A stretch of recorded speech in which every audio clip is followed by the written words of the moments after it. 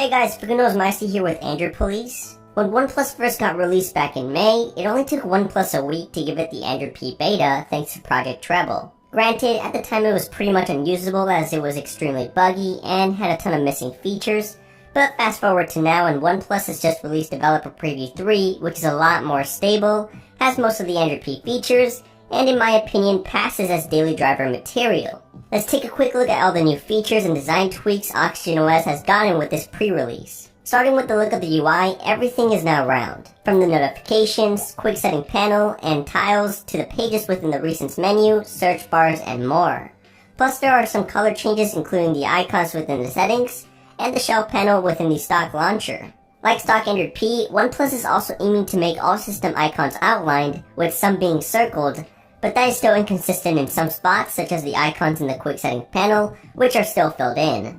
They're probably going to fix this in the next release. They also tweaked the look of the volume and power menus. They look and work the same way as the menus found in Android P on the Google Pixels. The Recents page has gotten a complete overhaul. It now uses horizontal scrolling instead of vertical, and app previews are now much larger. To close an app, you can swipe up on it, and to clear everything, you can tap on the X button. The interface for triggering split screen has also been redesigned, and it's a lot more convenient to use than the old interface on Android Oreo. It's very similar to the Google Pixel, with the only thing missing being the app drawer.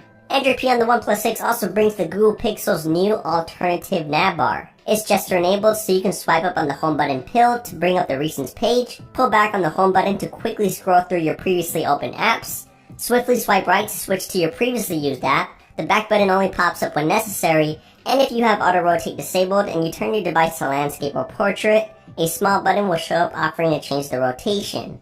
Unfortunately, there's no quick option to enable this new navbar in the settings. You'll need to use ADB to enable it, and once you have it enabled, you can't use a third-party launcher.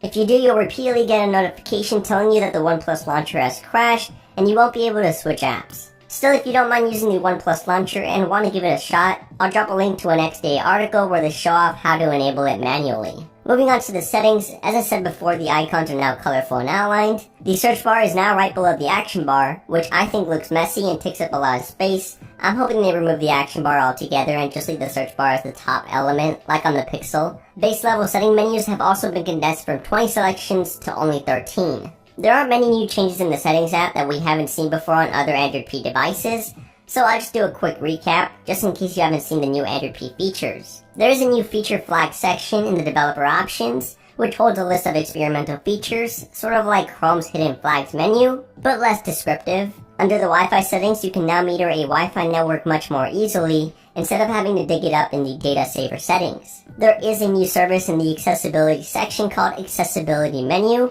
It makes it easier to perform 9 actions that would otherwise require precise gestures or hardware button presses. Perfect for those who have a motor impairment. Do Not Disturb mode can now do a bit more, but the option to enable it by pressing the volume down key or by using the alert slider has been removed. Still, it can now be scheduled to turn on, which wasn't possible before on OnePlus devices, and it can now completely hide most notifications in your notification shade. The battery section looks very similar to the Pixels. The only difference is that you can still see the per-app battery usage data. I also like how it tells you how long the phone will last based on your usage and what background apps are using large amounts of battery. Battery saver can now be set to trigger from anywhere between 5% and 75% battery.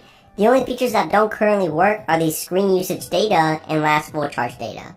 In the notification settings, you can now easily track which of your apps have recently sent notifications, and the About Phone menu has a different looking interface, as well as the Android P Easter egg. There are some other smaller features worth noting, like you can no longer reorder home screens on your OnePlus launcher. When opening a game, gaming mode will be more aggressive when letting you know when it's activating. The next alarm and muted/vibrate ringer status appear at the top of the quick settings panel. Replying to a notification no longer dismisses it, so multiple replies are possible. The Bluetooth icon will only show up in the status bar when you're connected to a Bluetooth device. Otherwise, it'll disappear even if Bluetooth is turned on in the settings. There are some sweet new animations sprinkled throughout the UI. Text selection now has a zoom lens, which surprisingly is another feature OnePlus devices have never had. The unlock pattern now fades as you swipe. And lastly, the USB menu is now a full-fledged menu instead of a pop-up when you connect your device to your desktop. Those are most of the main changes I have found on the OnePlus 6 running the Android P beta update. Of course, there are smaller hidden features and under-the-hood changes that I left out, so if you want to know every new Android P feature, then check out this article by Android Police. I'll leave a link right below that like button. I haven't experienced too many bugs on OnePlus's latest beta. I only experienced a few freezes and force closes when I manually enabled the gesture navbar. That's probably why OnePlus didn't add an option in the settings to enable it just yet. But other than that, this build is definitely usable. I'll drop a link to the latest flashable zip down in the description. Either way, that's it for this video. Let me know in the comments what you think about the Android P beta update on the OnePlus 6. Drop a like if you enjoyed, get subscribed for more awesome Android content, and I'll catch you guys in the next one. Peace.